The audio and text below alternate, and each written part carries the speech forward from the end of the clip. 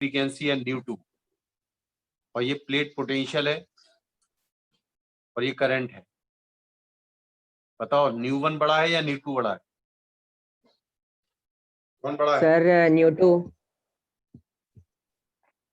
सीधी बात है, stopping potential जिसका ज्यादा है नेगेटिव में वो फ्रीक्वेंसी ज्यादा है, उसको ज्यादा काइनेटिक एनर्जी से निकलेगा, उसको रोकने के लिए उतना ही नेगेटिव पोटेंशियल लगाना पड़ेगा। यानी -V/S2 stopping potential for second is greater then in magnitude that of 1। समझ में आया? समझ में आया कि नहीं? Yes sir. अरे बोलने तो सबको यार, क्यों आया नहीं आया? Yes sir.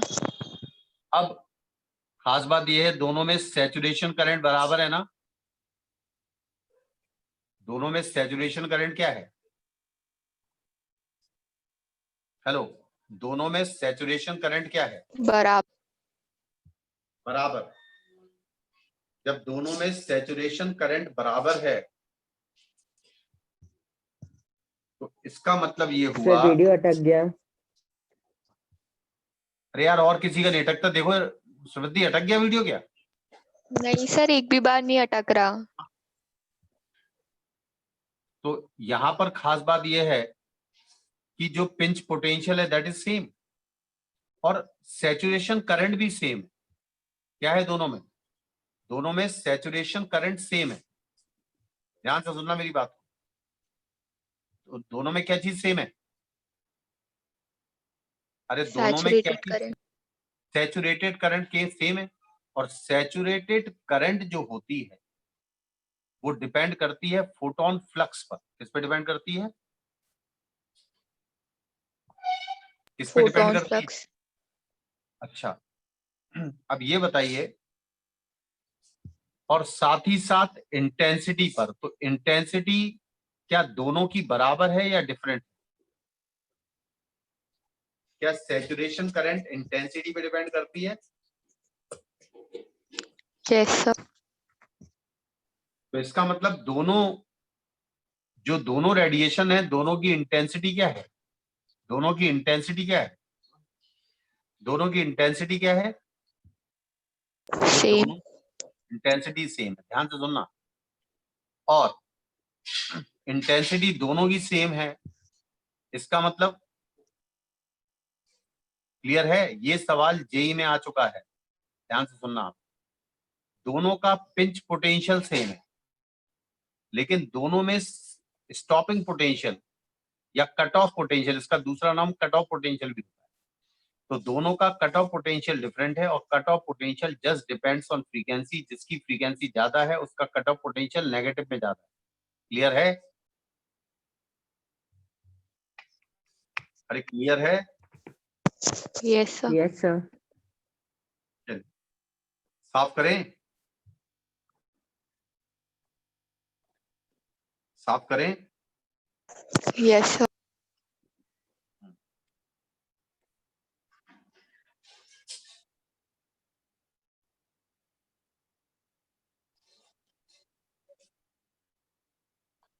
देखिएगा,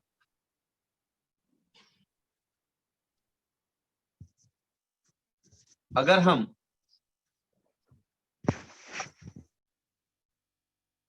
ये बताओ फोटो इलेक्ट्रिक इफेक्ट स्टार्ट कब होगा?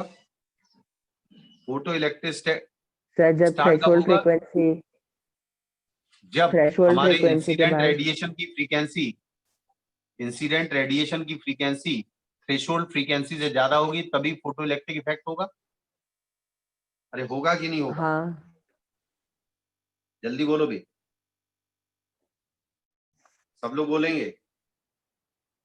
फोटो इलेक्ट्रिक इफेक्ट यस कब सर। स्टार्ट होगा? अब मैं वन थोड़ा ध्यान दें, ग्रेटर देन थ्रेशोल्ड। जो एनर्जी है,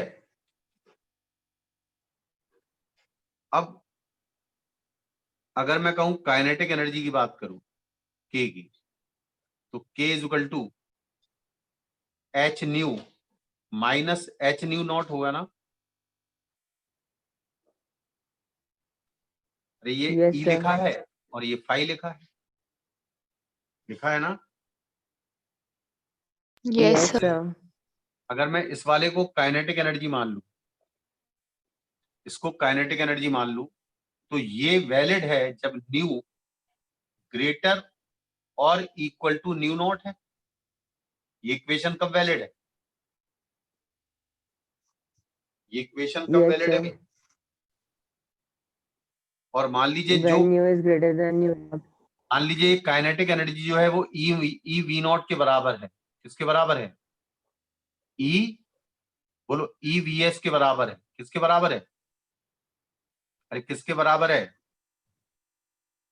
EVS. हेलो, अगर मैं इस काइनेटिक एनर्जी को जूल में बदलूं तो ईवीएस आ रहा है। ठीक है, समझ में आ रहा है?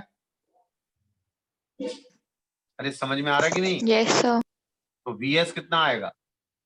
वीएस आएगा H by E into new minus H by E into new not. आएगा भी? Yes, आएगा sir. कि नहीं?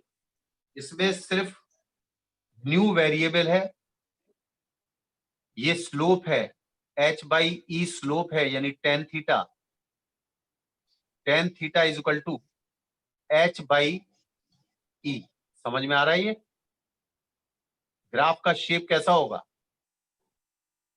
ग्राफ का Straight शेप कैसा line. कैसा होगा भाई? Straight line. कैसा होगा? Straight line. और स्ट्रेट लाइन में इसका वाई इंटरसेप्ट जो होगा H by E new nought होगा, लेकिन वो वैलिड नहीं होगा। वो ये ग्राफ बनेगा ना, यानी यहां पर काइनेटिक एनर्जी अगर इलेक्ट्रॉन वोल्ट में ली जाए तो ये वाली जो काइनेटिक एनर्जी है जो इमेजिनरी है वो H by E into new not के बराबर है क्या? नेगेटिव में है कि नहीं? Yes, sir. और Yes, ये sir. स्लो, और उसके बाद ये रियल में आ जाएंगे आप, तो ये ग्राफ होगा। क्लियर हुआ? और इसका स्लोप टेन थीटा, ये थीटा है, ये स्लोप जो होगा टेन थीटा वो एच बाई ई के बराबर होगा। तो what ever be the radiation, किसी भी फ्रीक्वेंसी का रेडिएशन डालें, उन रेडिएशन की फ्रीक्वेंसी अगर ग्रेटर देन न्यू नॉट है तो ग्राफ यही रहेगा। क्या रहेगा भी ग्राफ? हेलो हेलो, यही रहेगा. अगर मैं सेम सरफेस पर डिफरेंट फ्रीक्वेंसी के रेडिएशन डालूं तो यही ग्राफ होगा। इसी पर लाइन आगे मूव करती जाएगी। समझ में आ रहा है कि नहीं आ रहा है ना? क्या सर? अगर मैं डिफरेंट सरफेसेस ले लूं, डिफरेंट सरफेसेस पर सेम फ्रीक्वेंसी की अगर लाइट डालूं तो सिर्फ थ्रेशोल्ड फ्रीक्वेंसी पे फर्क पड़ेगा। हो सकता किसी की थ्रेशोल्ड फ्रीक्वेंसी कम हो, किसी की थ्रेशोल्ड फ्रीक्वेंसी ज्यादा हो, तो वो जो लाइंस आएंगी वो सारी पैरेलल आएंगी ना इसके, क्योंकि स्लोप Yes, sir. हर लाइन का एच बाई ई होगा। क्लियर है? Sir. क्लियर है कि नहीं है? Yes, sir. चलिए, ये वाला चैप्टर, ये चैप्टर खत्म हो गया। इसकी प्रैक्टिस के लिए एक दो सवाल देता हूं, करिए। बोले भी, बोले, Yes, sir.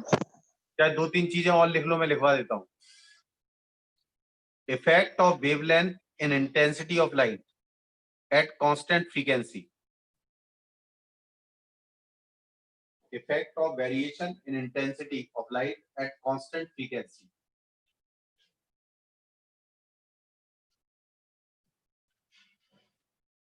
देखिए, फ्रीक्वेंसी कांस्टेंट है। फ्रीक्वेंसी क्या है? फ्रीक्वेंसी क्या है? Constant. फ्रीक्वेंसी कांस्टेंट है, इसका मतलब है वेवलेंथ भी कांस्टेंट है। क्यों भाई? सर हेडिंग का नाम क्या था? Effect of variation in intensity of light at constant frequency. लिख लिया?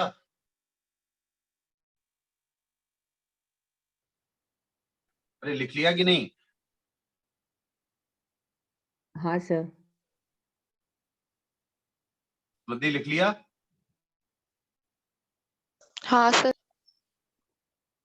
अब मेन चीज क्या है, वो ये कह रहा है कि कांस्टेंट फ्रीक्वेंसी, अगर कांस्टेंट फ्रीक्वेंसी है तो वेवलेंथ भी कांस्टेंट है, क्योंकि स्पीड तो कांस्टेंट होती है, c equal to F lambda, है ना। Yes sir. अब अगर, और इसका मतलब ये है कि अब इंटेंसिटी जो है नंबर ऑफ फोटॉन्स पर डिपेंड करेगी ना। इंटेंसिटी मैंने क्या बताई, I is equal to n into energy of one photon. अब एनर्जी ऑफ वन फोटोन तो कांस्टेंट है ना, नहीं समझे। यस अरे सर। अभी मैंने सबसे पहले क्या बताया, I is equal to N H C by lambda बताया ना। Yes sir. अरे बताया कि नहीं।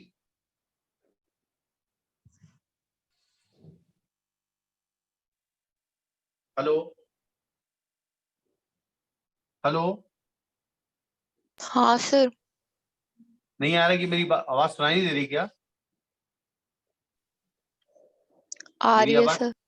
मैं ये कह रहा हूं, उसने कहा variation in intensity at constant frequency, ये बोल रहा है ना, वो बोल रहा है ना ये। Yes sir. अब मैंने सबसे पहले फॉर्मूला क्या बताया, I is equal to N into energy of one photon, ये तो बताया। Yes sir. अब एनर्जी ऑफ वन फोटोन था एच सी बाई लैम्डा, या एच न्यू भी कर सकते हैं, अब न्यू कांस्टेंट है, फ्रीक्वेंसी कांस्टेंट है।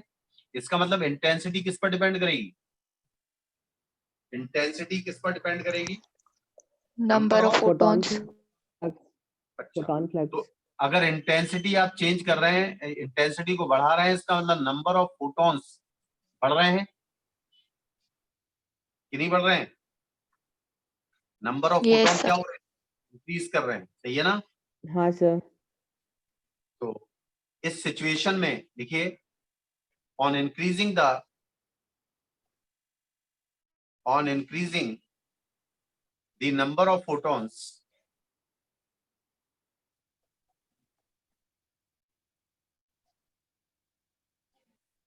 the value of saturated current will change, the value of saturated current will change, but the stopping potential remains constant, क्योंकि stopping potential किस पे डिपेंड करता है, फ्रीक्वेंसी पर, करता है कि नहीं।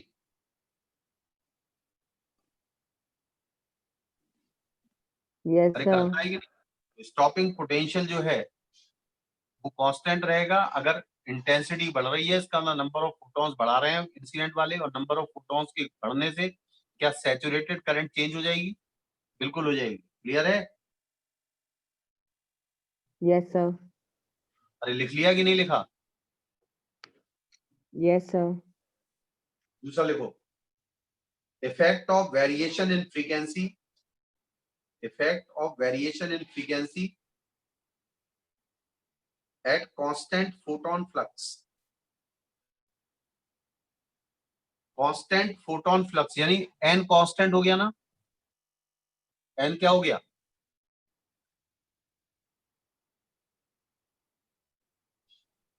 हेलो, फोटोन फ्लक्स कांस्टेंट है,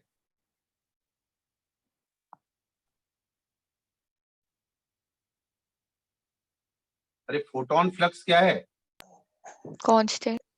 यानी फोटोन कांस्टेंट। फ्लक्स के कांस्टेंट होने से क्या नंबर ऑफ फोटोन कांस्टेंट हो गए, नंबर ऑफ फोटोन कांस्टेंट हो गए यस ना। सर। हाँ। नंबर ऑफ फोटोन के कांस्टेंट होने से नंबर ऑफ इजेक्टेड इलेक्ट्रॉन भी कांस्टेंट हो गए। Yes sir. तो मेरी बात समझ में आ रही है।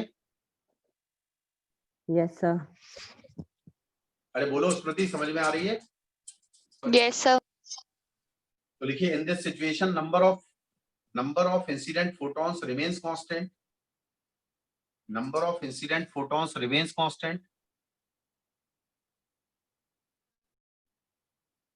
so no change in photo current, क्योंकि ejected electron constant हो जाएंगे, no change in photo current, but due to variation in frequency, but due to variation in frequency,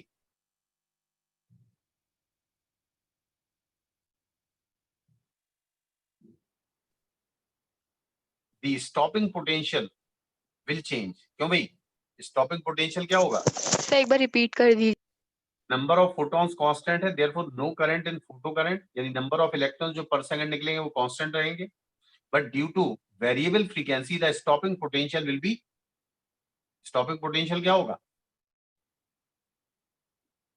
stopping change. Potential, हाँ सीधी बात है, स्टॉपिंग पोटेंशियल किस पे depend करता है? फ्रीक्वेंसी ऑफ इंसिडेंट रेडिएशन पे, और फोटोन फ्लक्स डिपेंड करता है नंबर ऑफ फोटॉन्स पर जो पर सेकंड इंसिडेंट हो रहे हैं। क्लियर है?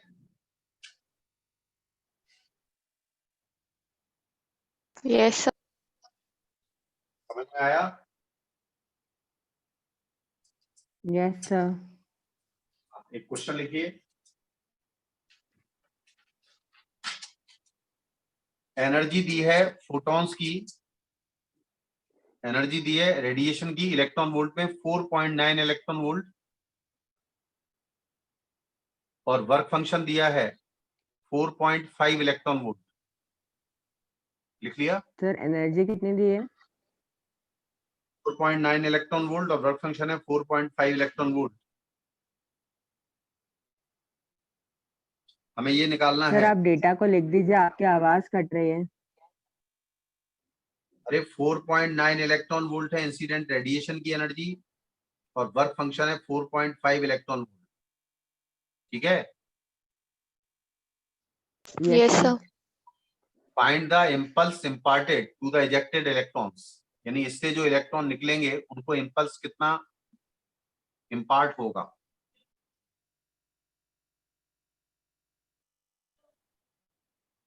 और मैक्सिमम इम्पल्स निकालना है। मैक्सिमम इम्पल्स का मतलब उन इलेक्ट्रॉन्स की बात कर रहा है जिनकी काइनेटिक एनर्जी मैक्सिमम है। समझ में आ रहा? Sir, 0.16 upon 2 times of mass of plus, electron. यार हमें सॉल्व करने के लिए नहीं बोलो, आप तो आंसर निकाल के दिखाऊं।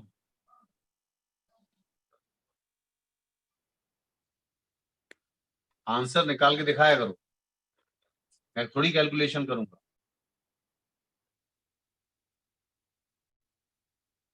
जरा आज के नोट्स भी भेज देना स्मृति, है ना? हेलो? Yes sir.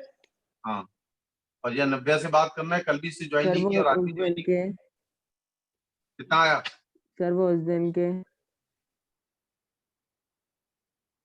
और सुनो, इसकी यूट्यूब पे रिकॉर्डिंग भी मिल जाएगी अब। हेलो? हेलो? Yes, sir.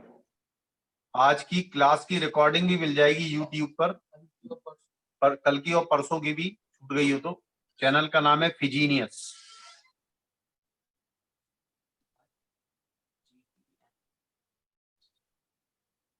ये है फिजीनियस। ठीक है भाई, अच्छा यूट्यूब सर। चैनल Yes, है sir. फिजीनियस। आज शाम तक आपको रिसीव हो जाएगी है अगर देखना है तो। लिख लिया क्वेश्चन? Yes, sir. तो उसका आंसर आएगा आपका, अब नहीं आया तो मैं कल बताऊंगा ऐसे, ठीक है ना? पहले सॉल्व करना।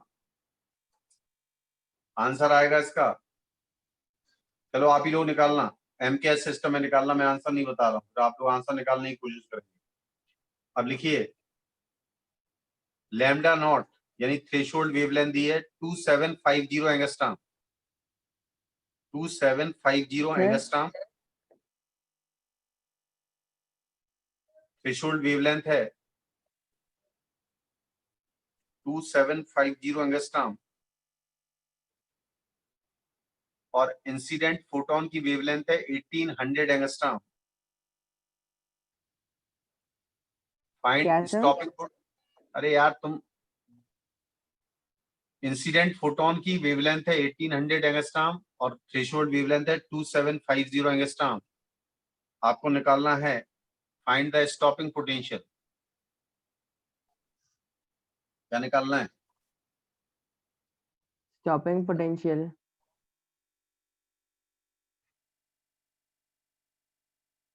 और क्वेश्चन करो।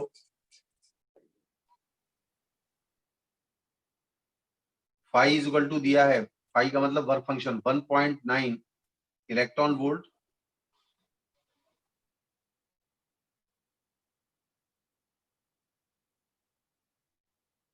Yes, sir.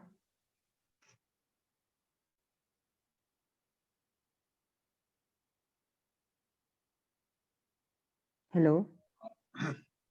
देखो, emitted electron can ionize emitted electron can ionize an hydrogen atom in ground state. Sir, question continued है ना?